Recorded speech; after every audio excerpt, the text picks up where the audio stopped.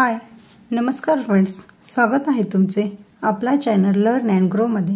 या चॅनलवर आपण मराठी व्याकरणाचे वेगवेगळे टॉपिक पाहत आहोत। आज पाहणार आहोत आपण लिंग विचार, नामाचे लिंग हे पाहणार आहोत। तत्पूर्वी तुम्ही जर आमच्या चॅनलला सबस्क्राइब केले नसेल तर सबस्क्राइब करा आणि बेल आयकॉनवर टिक करा, म्हणजेच या चॅनलवरील नवनवीन नोटिफिकेशन तुम्हाला येत राहतील। तर आता आपण त्याआधी बघू नाम म्हणजे काय आणि नामाच्या लिंगामध्ये कसा कसा बदल होतो ते आपण पाहू। बघा, नाम म्हणजे काय तर एखादे प्रत्यक्ष किंवा काल्पनिक अशा कोणत्याही वस्तूला दिलेले नाव म्हणजे काय असतं तर नाम असतं। तर आता बघा, लिंग, वचन व विभक्ती यांमुळे काय होतं तर नामाच्या रूपात बदल होतो आणि त्यांनाच काय म्हणतात तर नामाचे विकरण असे म्हणतात। कशा प्रकारे बदल होतो ते पाहू। बघा, आता इथं काही उदाहरणं दिलेले आहेत। पहिलं, मुलगा पाणी पितो, मुलगी पुस्तक वाचते, मुलगे खेळ खेळतात, मुलांना नाच आवडतो। आता इथं बघा, मुलगा मुलगी इथं काय झाले, लिंग बदललं की नामाचं लिंग बदललं की हा शब्द बदलतो। तसेच इथं काय केलं, मुलगाचं मुलगे खेळतात म्हणजे इथं अनेक वचन केलेलं आहे, म्हणजे इथं नाम बदललेलं आहे। आणि इथं मुलांना आहे काय केलं, याला विभक्ती प्रत्यय लावले तर मुलांना असं झालेलं आहे। म्हणजेच नामामध्ये हा जो बदल झालेला आहे त्याला काय म्हणतात तर नामाचे विकरीकरण असे म्हणतात, विकरण असे म्हणतात। आता बघा, मनुष्य प्राण्यांमध्ये काय दोन लिंग असतात, एक पुरुष आणि स्त्री। तर इतर प्राण्यांमध्ये काय असतात, नर व मादी असे दोन असतात। मग हा जो भेद आहे तो त्यांच्या लिंगावरून ठरवला जातो। मग याचा अर्थ, लिंग याचा अर्थ काय होतो तर ती म्हणजे खून किंवा चिन्ह असा अर्थ होतो। आता आपण पाहिल्याप्रमाणे नाम म्हणजे काय तर काय एखाद्या प्रत्यक्षाने काल्पनिक दिलेला वस्तूला नाव होय। तर मग या वस्तूमध्ये काय काही सजीव असतात तर काही निर्जीव असतात। मग सजीवांमध्ये कोण येतं तर मनुष्य प्राणी आणि मनुष्याच्या इतर प्राणी म्हणजे पशु पक्षी, बाकी सगळे छोटे मोठे कीटक हे सगळे काय येतात मनुष्यतर प्राण्यामध्ये येतात आणि काही निर्जीव असतात।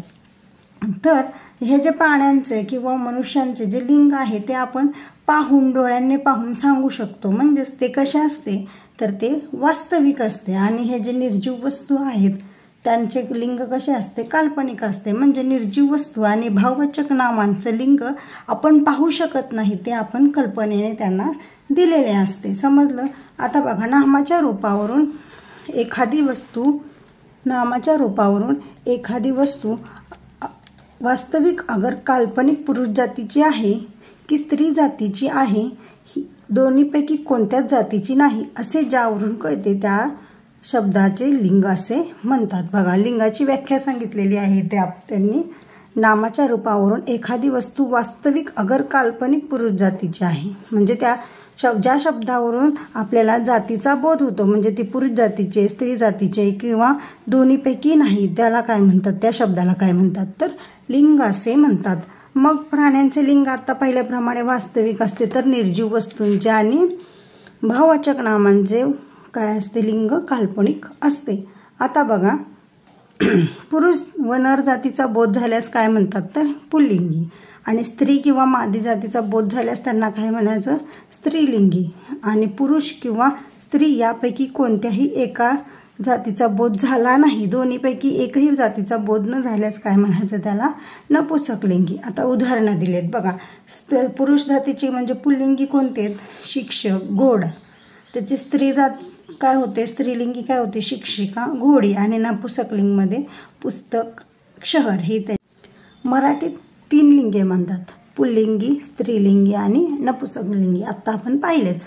मग आता बघा, काही निर्जीव व काल्पनिक वस्तूंमध्ये आकार, शक्ती, कठोरपणा, राकटपणा यांसारखे जे पुरुषी प्राण्यांचे गुणधर्म आढळतात त्यांना आपण काय म्हणतो पुल्लिंगी म्हणतो। आणि लहान आकार, कोमलपणा, देखणेपणा, सौम्यपणा, चांचल्य यांसारखे जे स्त्री प्राण्यांचे गुणधर्म आढळल्यास आपण त्यांना काय म्हणतो स्त्रीलिंगी म्हणतो। आता ते उदाहरणाद्वारे समजून घेऊ। बघा, आता लोटा आणि लोटी, लोटा काय असतो मोठा असतो, लोटी छोटी असते, म्हणून आपण त्याला लोटाला पुल्लिंगी म्हणतो आणि स्त्रीलिंगीमध्ये लोटी म्हणतो। तसेच वारा, जोराचा काय असतो तो वारा सुटतो आणि छोटी येते ती झुळूक असते, म्हणजे आकाराद्वारे यांना त्यांना काय म्हणतो आपण, पुल्लिंगी आणि स्त्रीलिंगी अशी त्याची विभागणी करतो. वृक्ष हे पुल्लिंगी आणि वेल हे काय आहे, स्त्रीलिंगी. वृक्ष हा वेलाच्या तुलनेने खूप मोठा असतो आणि वेल हा छोटा असतो, म्हणजे आकाराच्या तुलनेने इथं काय झालेलं आहे, आपण त्याला पुल्लिंगी म्हणतो आणि वेलला स्त्रीलिंगी असे म्हणतो. अशा प्रकारची पुढची उदाहरणं आहेत. सूर्य, सागर, मृत्यू, वनश्री आणि वीज हे काय झाले, स्त्रीलिंगी आहेत. तर या गोष्टींना अपवाद कोणते कोणते आहेत, तर बघा आता आपण काय म्हणलो, जे मोठे आहेत, कठोर आहेत, ज्यांच्यामध्ये पुरुष जातीचे गुणधर्म आढळतात त्यांना आपण काय म्हणतो, पुल्लिंगी म्हणतो. परंतु त्याला अपवाद काय आहे, तर बघा दोरा आणि दोरी. दोरा हा लहान आहे परंतु आपण त्याला काय म्हणतो, पुल्लिंगी म्हणतो. आणि दोरी ही मोठी आहे परंतु त्याला आपण स्त्रीलिंगी म्हणतो. तसेच ओढ आपण लहान असतो परंतु आपण तो पुल्लिंगी वापरतो. आणि नदी ही मोठी आहे परंतु आपण त्याला स्त्रीलिंगी म्हणून वापरतो. इथे हा अपवाद आहे. तर बघा मराठी व्याकरणामध्ये एकाच अर्थाचे शब्द तीनही लिंगात वापरतात. आता बघा पगडी, रुमाल, पागोटे हे एकच अर्थाचे शब्द आहेत पण ते स्त्रीलिंगीमध्ये येतात, पुल्लिंगीमध्ये पण येतात आणि नपुसकलिंगीमध्ये येतात. अशाच प्रकारचे पुढचे शब्द आहेत बघा. पोथी, ती पोथी, तो ग्रंथ, ते पुस्तक. हे तिघांचा अर्थ एकच होतो परंतु ते वेगवेगळ्या लिंगामध्ये येतात. काया, देह, शरीर, इमारत, वाडा, घर, पंथी, दिवा, तेज ही त्याची काही उदाहरणे आहेत. आता पहा मराठीतील लिंग व्यवस्था ही काय अत्यंत धरसोडीची आहे. यामध्ये विशिष्ट तत्वे दिसत नाही. आत्ता पाहिल्याप्रमाणे एखादा नियम केला की त्याला काय आहे, अपवाद हा आहेच. मग समजलं. आता बघू आपण मराठीमध्ये लिंग कसं ओळखायचं, लिंग ओळखण्याची पद्धत काय आहे ते बघा. आता बघा साधारणतः आपण पुल्लिंगी असला तर तो म्हणतो, स्त्रीलिंगी असेल तर ती म्हणतो आणि नपुसकलिंगी असेल तर ते म्हणतो. उदाहरणार्थ बघा तो पोपट, तो बैल, तो टेबल असं आपण म्हणतो. स्त्रीलिंगी असेल तर ती मैना, ती गाय, ती शेळी, ती खुर्ची असे आपण म्हणतो. नपुसकलिंगीमध्ये काय येतं तर ते कुत्रे, ते वासरू, ते घर असं आपण म्हणतो. म्हणजे तो, ती, ते हे लावून आपण काय करू शकतो, लिंग ओळखू शकतो.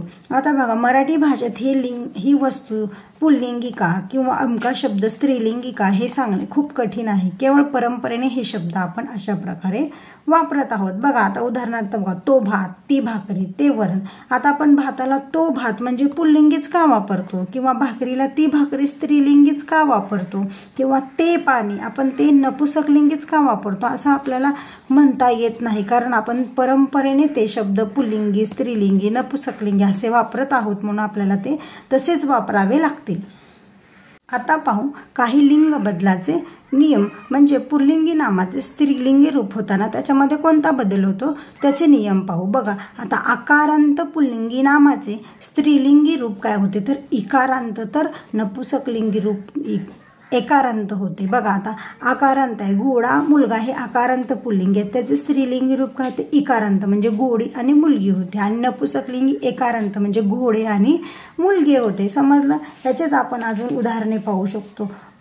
पोरगा, पोरगी, पोरगे. अजून काय तो कुत्रा, कुत्री, कुत्रे हे काय होते त्याचे उदाहरणे. तसंच दुसरा नियम काय आहे, अकारांत पुल्लिंगी नामाचे स्त्रीलिंगी रूप इकारांत होतात तर काहींना ईन प्रत्यय लागतो. आता बघा इथं काय दिलेलं आहे उदाहरण दिलं. हंस ही सगळी अकारांत पुल्लिंगी आहेत, त्यांचे स्त्रीलिंगी इकारांत होतात. म्हणजे हंस, हंसी, बेडूक, बेडकी, दास, दासी, वानर, वानरी असे होऊ शकते. किंवा तरुण, तरुणी, गोप, गोपी असे होतात.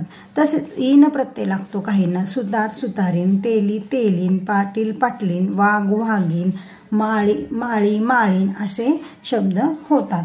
आता पुढचा तिसरा नियम आहे काही आकारांत पुल्लिंगी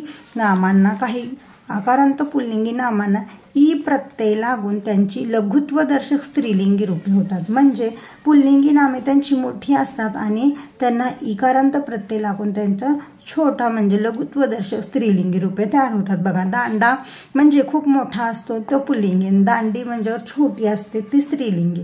दांडा, दांडी, लोटा, लोटी, खडा, खडी, गाडा, गाडी, आरसा, आरशी आणि भाकरा, भाकरी अशी रूपे तयार होतात.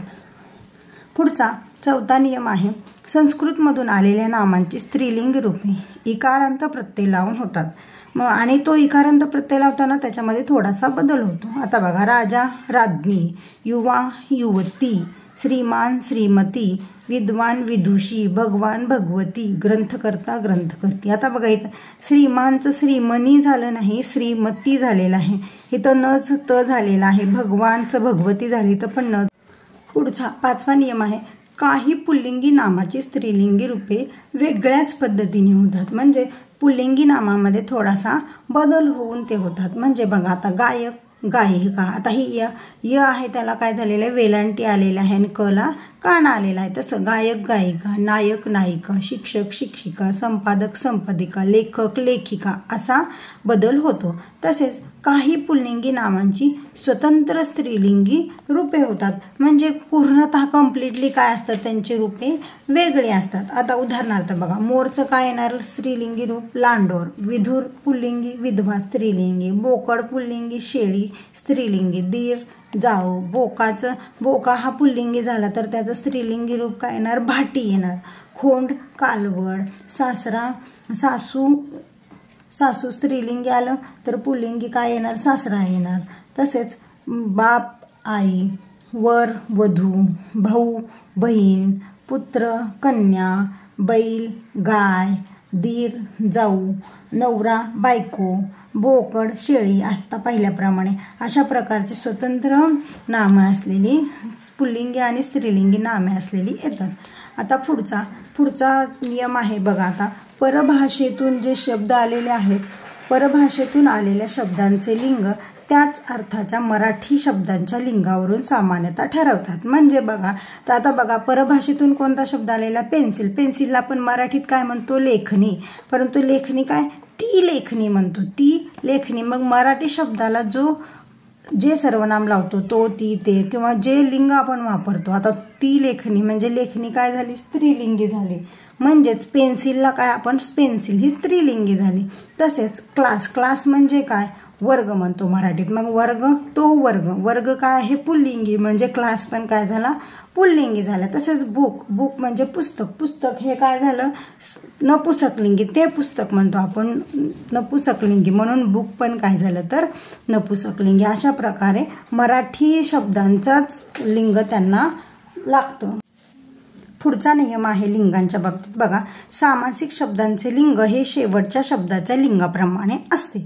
म्हणजे बघा सामासिक शब्दामध्ये केव्हा पण 2 शब्द आलेले असतात। उदाहरणार्थ बघा आता देवघर, आता देव आणि घर हे 2 शब्द आलेले आहेत, त्याच्यामध्ये घर हा दुसरा शब्द आहे आणि मग ह्या शेवटच्या शब्दाचं जे लिंग आहे म्हणजे ते घर म्हणतो आपण, घर हे काय आहे नपुसकलिंगी आहे, म्हणून या शब्दाचं लिंग काय येणार, देवघरचं तर नपुसकलिंगी।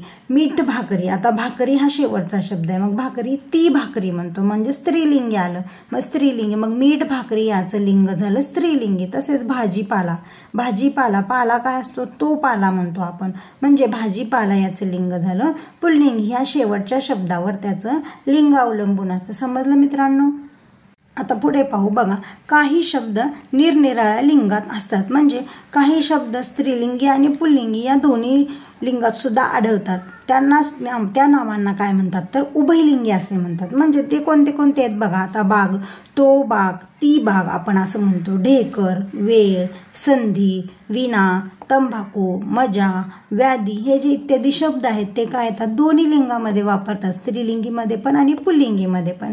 काही शब्द काय होतात तर तिन्ही पण लिंगात आढळतात, तर ती कोणती शब्द आहेत तर पोर हरिण मूल, बघा आपण तो पोर ते पोर ती पोर असं म्हणतो, म्हणजे तिन्ही पण लिंगामध्ये आपण ते शब्द वापरतो, पोर हरिण आणि मूल हे शब्द।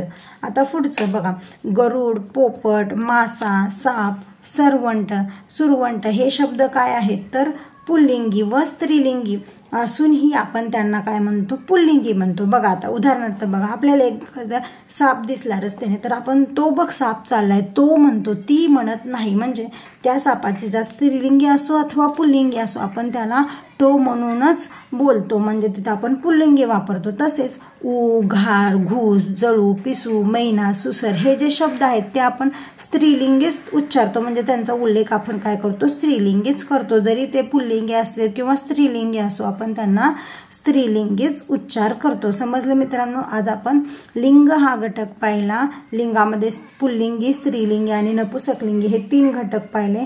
तुम्हाला जर हा व्हिडिओ आवडला असेल तर आमच्या या व्हिडिओला लाईक करा आणि चॅनलला सबस्क्राईब करा. Bye bye friends.